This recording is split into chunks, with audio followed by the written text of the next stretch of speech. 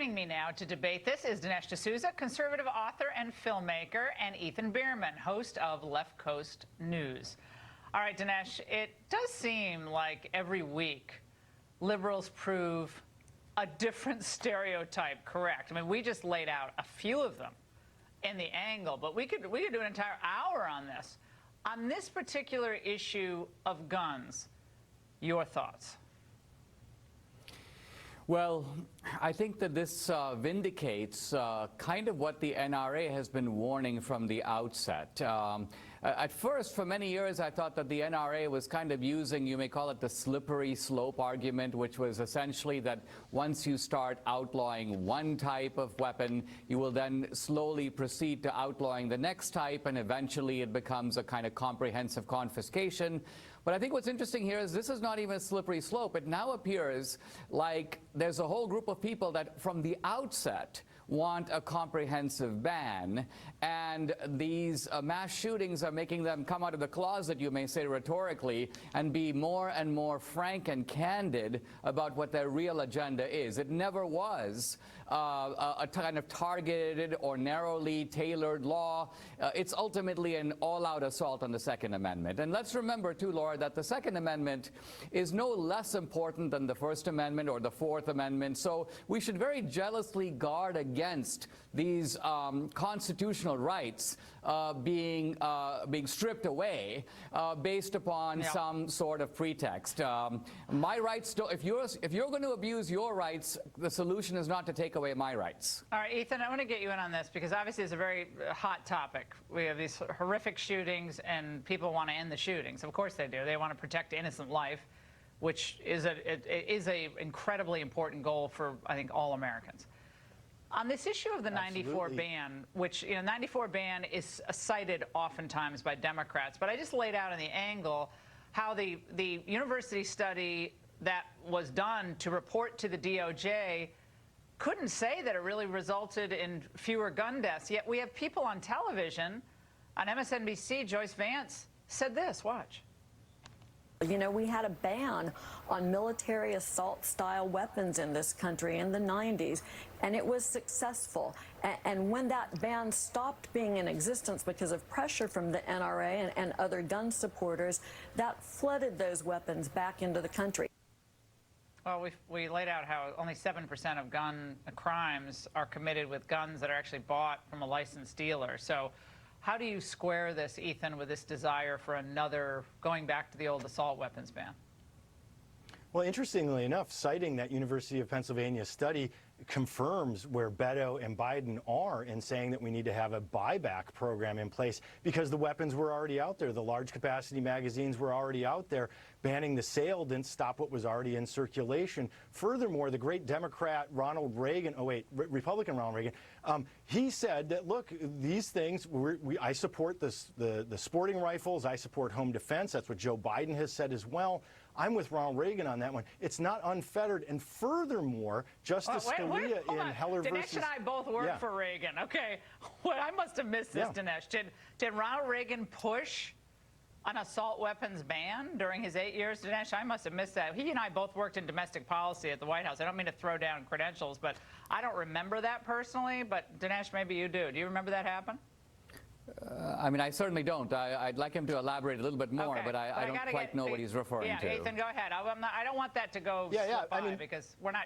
That didn't happen. Interestingly enough, Beto just tweeted out the video of Ronald Reagan speaking and saying those exact words.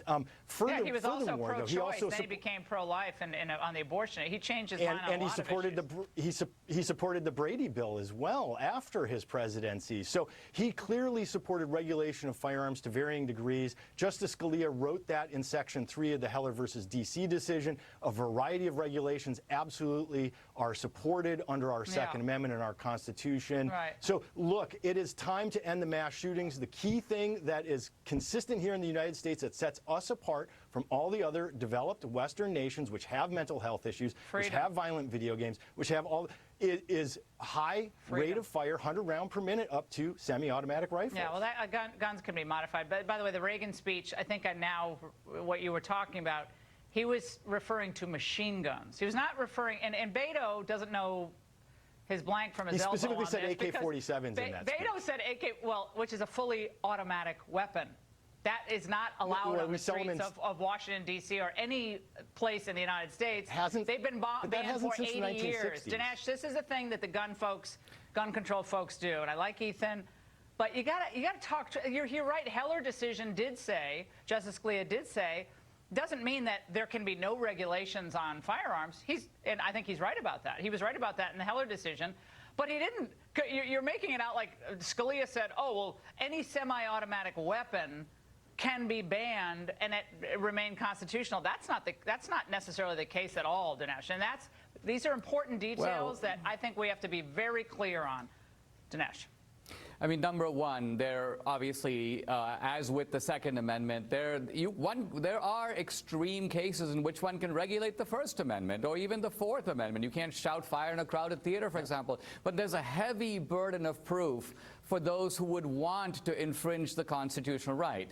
Number two, we have seen even around the world today cases where the confiscation and even buyback programs. Hugo Chavez had a buyback program for guns in Venezuela. The moment that the citizens were deprived of their guns, he unleashed criminals and so-called colectivos, in a sense state-licensed thugs on the streets, to be able to move into your apartment, take your stuff. Why? Because he had disarmed the citizens in preparation for that. And third, we focus on mass shootings. Mass shootings are a little bit anomalous, whereas there are everyday shootings occurring in every major city in this country. It's very odd that those don't lead to demands for gun control.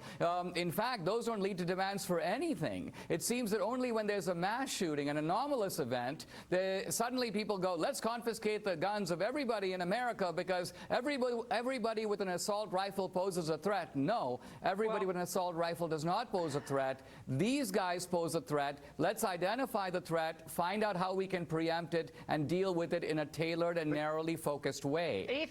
Ethan, do you think the Democrat Party, though, has, getting back to the angle, haven't they really have shifted on a whole bunch of issues? It wasn't going to be health care for illegals. Now it is.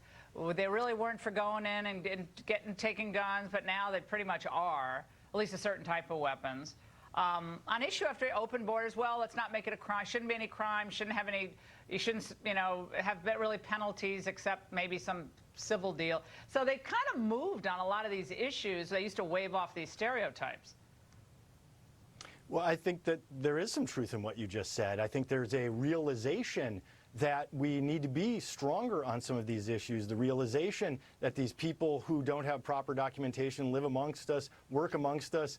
Ronald Reagan, again, signed the bill in 1986 that required emergency rooms to accept them as well. I mean, I keep going back to Reagan. You guys know so well. He signed that legislation. So, look, the Democrats today actually have that in common again. Yeah, Ronald Reagan would not recognize the current Democrat Party. He was a Democrat. He wouldn't recognize the party today. I mean, I don't like talking about people who are not with us. Panel, it's great to see you tonight. And up next, could we be seeing